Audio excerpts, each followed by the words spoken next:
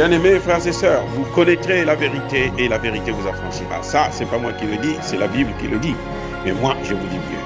Vous connaîtrez la vérité historique, notamment celle de vos ancêtres kémites, et vous aurez une vision globale de ce que c'est que la vraie souveraineté politique. J'ajoute, vous reviendrez à la spiritualité africaine ancestrale et vous comprendrez les enjeux de l'indépendance économique. Et pour terminer, vous accepterez votre identité culturelle kémite et vous obtiendrez deux choses. La première, c'est la paix. La seconde, c'est le développement, à une condition. L'unité de toute l'Afrique noire, l'unité de tous les Noirs du monde entier. Otep à tous, bienvenue sur la chaîne des panafricanistes par essence, par conviction et par excellence. Celle des citoyens kémites par nécessité et obligation de combat. Nous sommes une chaîne qui n'est guidée que par nos ancêtres et rien que par les ancêtres qui appartiennent à l'égrégore du monde noir. Par conséquent, nous ne croyons en aucun Dieu venu de l'étranger. Toutefois, cette vidéo n'est aucunement destinée à inciter à la haine ou à la violence, car nous menons un combat qui est d'abord et avant tout spirituel, intellectuel et démocratique. Ensuite, il est politique, géopolitique et géostratégique. Contre l'impérialisme, le colonialisme, le néocolonialisme et l'endocoloniat, qui sont tous qualifiés de crimes contre l'humanité. Nous menons ce combat sur la base du principe fondamental que nous avons hérité de nos ancêtres kémites, qui est celui de la Mahat, c'est-à-dire solidarité, vérité et justice. Vous êtes donc en droit de connaître la vérité, et nous avons l'obligation de vous dire la vérité, rien que la vérité, afin que justice soit rendue au continent africain. Et ça, c'est notre modeste contribution dans cette noble lutte en faveur de la souveraineté, la dignité, la solidarité et l'unité africaine. C'est exactement ça que nous appelons le panafricanisme. Bien-aimés frères et sœurs, un enfant, écoutez-moi bien, un enfant est ou devient ce que sa mère veut qu'il devienne. Je répète encore une fois, un enfant est ce que sa mère veut qu'il devienne. Je répète pour une troisième fois, un enfant est ce que sa mère veut qu'il devienne. Je voudrais, dans cette vidéo, rendre hommage aux femmes africaines, à la femme noire. La femme noire devrait être fière de ce qu'elle est. Je répète, la femme noire devrait être fière de ce qu'elle est. D'abord parce que c'est elle qui donne la vie. Vous allez me dire, sans l'homme, il n'y a pas de vie. Non, c'est la femme qui donne la vie. C'est elle qui éduque l'enfant. C'est elle qui le prépare à assumer son destin. Elle est mieux placée en tout cas que l'homme. Et je voudrais particulièrement rendre hommage à deux femmes. Oui, bon, j'ai toujours rendu hommage à ma mère, ça c'est clair, c'est net. Mais là, je veux rendre hommage à deux femmes. La femme qui a donné naissance à Assimi Goïta et la femme qui a donné naissance à Ibrahim Traoré. Il faut saluer, féliciter, acclamer ces femmes. Et oui, vous savez, ce que ces deux hommes-là sont en train de faire là, beaucoup parmi nous ne comprennent pas encore ce qui est en train de se passer.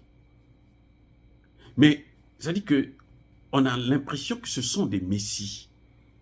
Mais un messie ne peut pas accomplir sa mission s'il a une mauvaise maman, s'il n'a pas été bien éduqué, s'il n'a pas été bien préparé, si vraiment cette femme-là n'a pas le, comment on appelle ça, hein?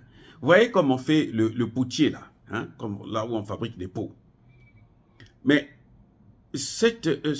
l'exemplaire là qu'il faut faire, là, si c'est pas bon là, s'il y a des courbatures, il y a des fissures et autres, ça change la nature du pot.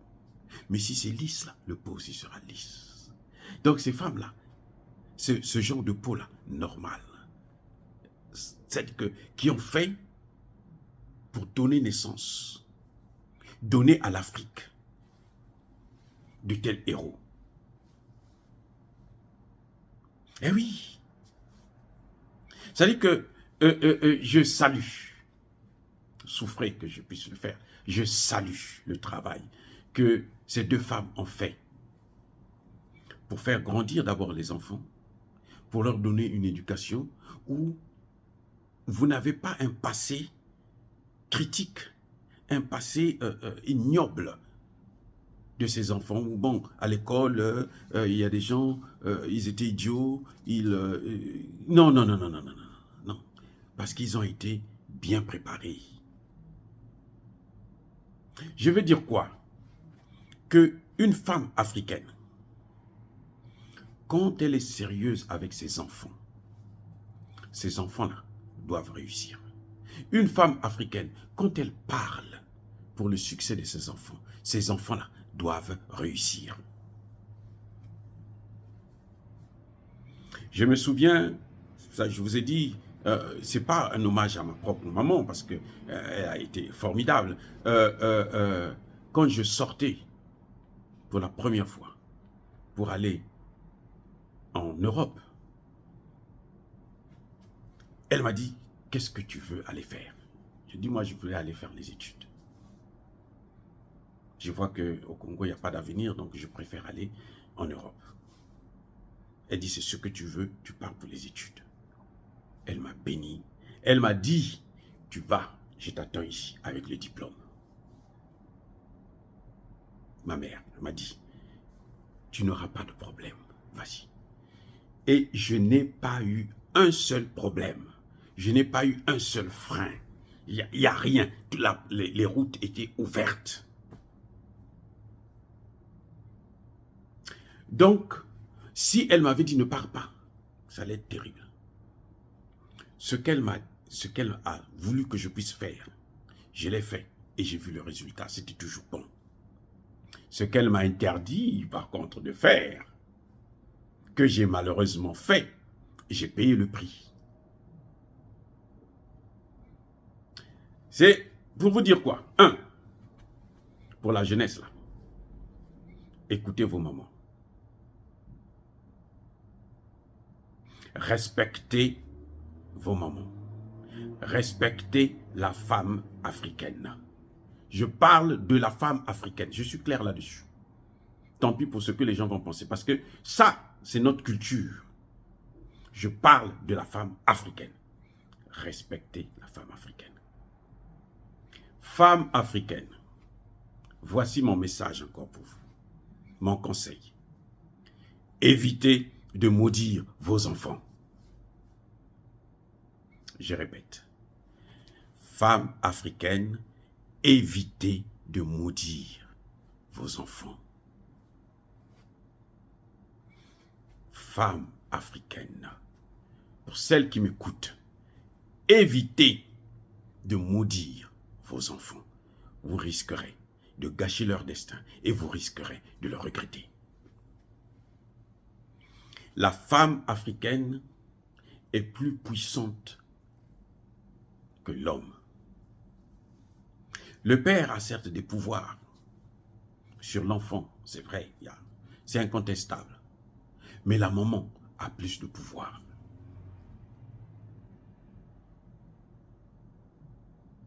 Donc, apprenez à entretenir de bonnes relations avec vos mamans.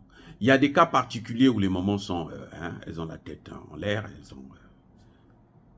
mais en tout cas, la vraie femme africaine, qui connaît la culture africaine, qui a été éduquée sous cette culture, pas la culture occidentale, je parle bien de la culture africaine. Parce qu'il y a des gens qui, surtout quand ils viennent en France, aux États-Unis, au Canada et autres, ils ont fait des petites études, ils ont des diplômes et tout, ils pensent que l'Afrique, ce qu'il y a en Afrique là, c'est la barbarie, c'est le satanisme. La culture africaine, quand on a été éduqué dans la culture africaine, respecter la femme.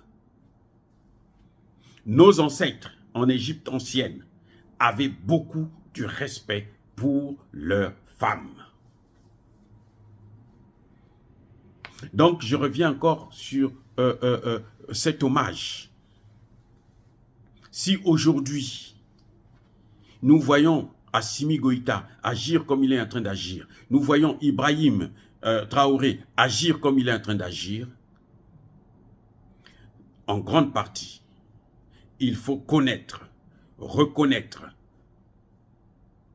le rôle de ces femmes-là qui ont donné naissance à ces merveilleux soldats de la paix et de la souveraineté. Vous vous souvenez d'une vidéo où Ibrahim Traoré parlait à sa mère, tout au début de sa prise de pouvoir. Sa femme a été claire, sa mère plutôt a été claire. Mon fils, écoute bien ce que je veux te dire. Tu ne dois pas décevoir ceux qui t'ont amené au pouvoir. Tu ne dois pas décevoir ce peuple-là qui t'a amené au pouvoir. Ça a été le conseil de la maman d'Ibrahim Traoré. C'est ce qu'elle a dit à son fils. Tu dois faire, ceux qui t'ont amené au pouvoir, là, ils ont des objectifs. C'est ces objectifs que tu dois suivre. Ce n'est pas ce que toi tu penses qui est bien pour toi, non. C'est ce que eux, ils pensent qui est bien pour eux. Parce que tu es là pour les servir. Et Ibrahim Traoré a répondu, maman, je ferai ce que tu me demandes de faire. Oh God, c'est-à-dire que c'est formidable.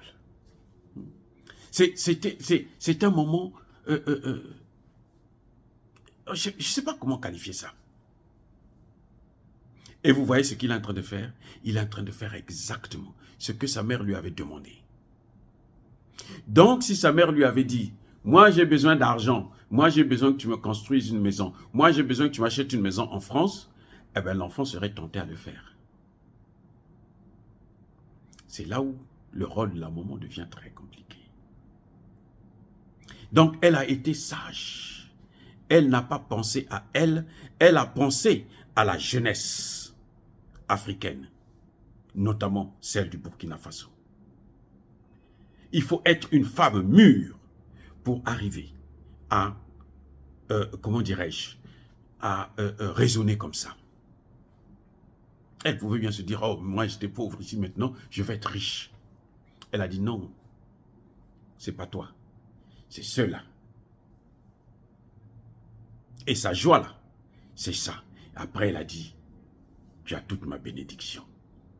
Quand l'enfant a garanti la maman qu'il va faire exactement ce que le peuple lui demande de faire, elle a dit, tu as ma bénédiction.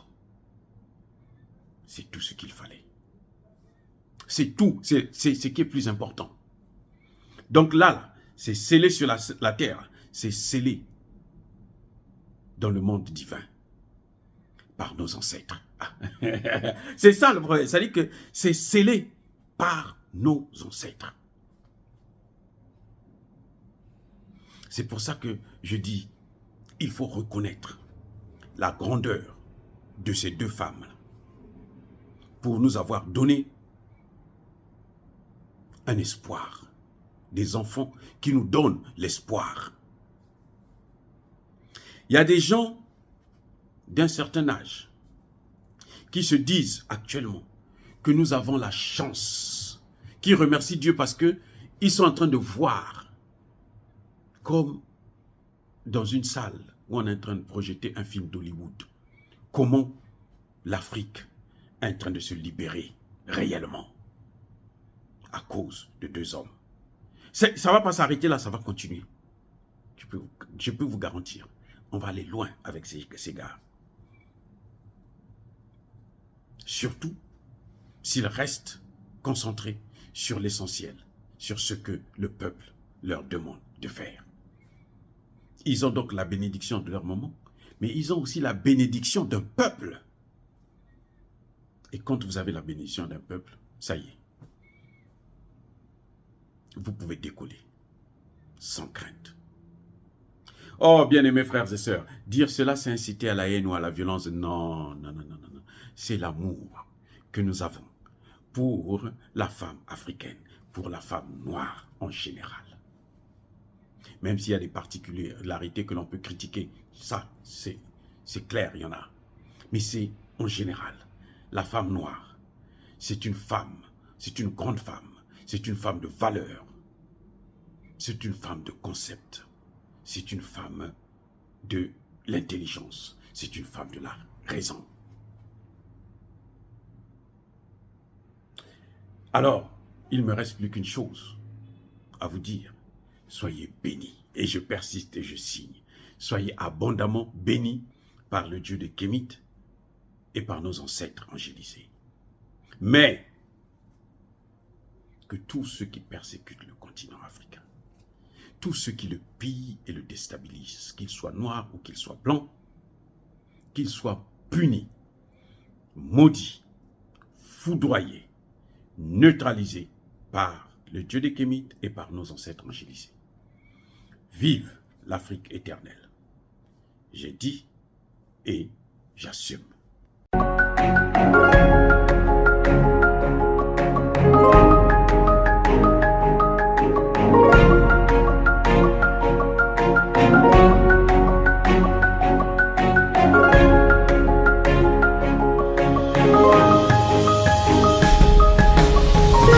Eux, ils marchent par la foi et non par la vue.